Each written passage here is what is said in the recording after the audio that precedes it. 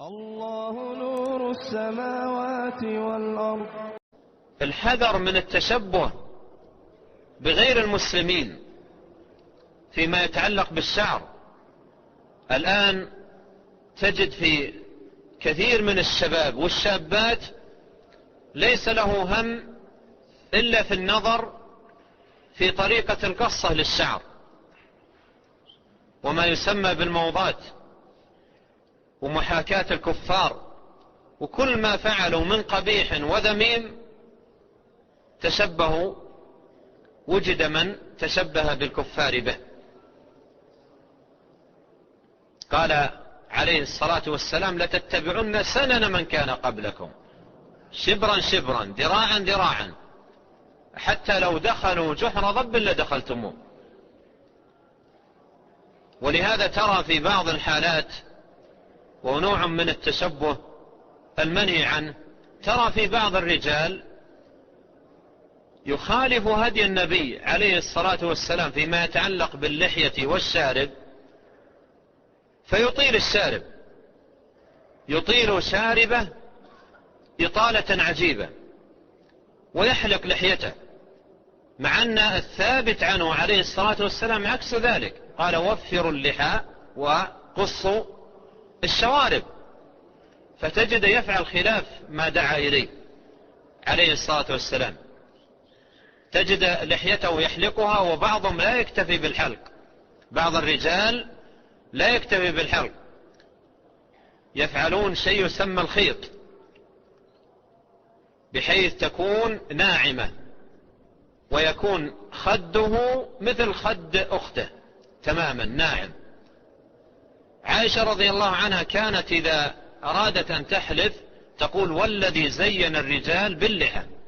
فتجد بعضهم يبالغ، وربما أيضا بعض الرجال يأخذ من الأشياء التي تضعها النساء على خدها مما يحمر الخد ويصفره ويجمله ويضع على خده.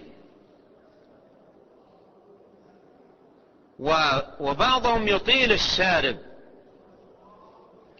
الشارب إطالة ذميمة، بحيث ينزل شاربه على فمه ويغطي فمه، وينزل بشكل بشع من الجانبين وبشكل مؤذي، وهذا خلاف الفطرة. قال عليه الصلاة والسلام: 10 من الفطرة، وذكر منها قص الشارب. فتجده يطيل شاربه إطالة سيئة جدا، وهذا مؤذي لنفسه ومؤذي لغيره، لأن إيذاءه لنفسه ربما تتعجب منه، تقول: إذا أراد أن يأكل أو يشرب كيف يفعل؟ مثل إذا كان في يده ملعقة فيها الإيدام والشارب نازل على الفم، كيف يشرب الإيدام؟ يؤذي نفسه بهذا الشارب. وربما يحتاج إلى ملعقتين، ملعقة يشرب بها وملعقة يرفع بها شعر الشارب، حتى تجد الملعقة طريقا إلى فمه، أو يستعمل شوكة وملعقة، الشوكة لرفع الشارب والملعقة لإدخال الطعام.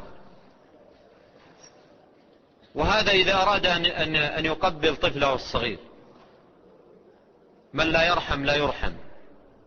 إذا أراد رحمة بصبيه الصغير أن يقبله، ثم قبله على خده بهذا الشارب الكث الغليظ الخشن،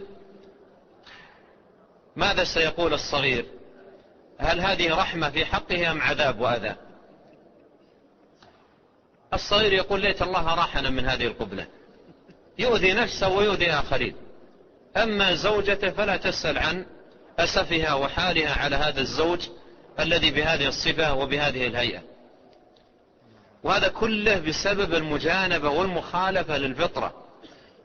الفطرة والسنة لا تأتي إلا بخير، لكن الشيطان إذا عبث بعقل الإنسان غير الأمور وجعل عنده الحسن قبيحا والقبيح حسنا. والواجب على المسلم ألا يتبع خطوات الشيطان، وأن يبقى على الفطرة السليمة وعلى السنة القويمة، هدي النبي الكريم عليه الصلاة والسلام.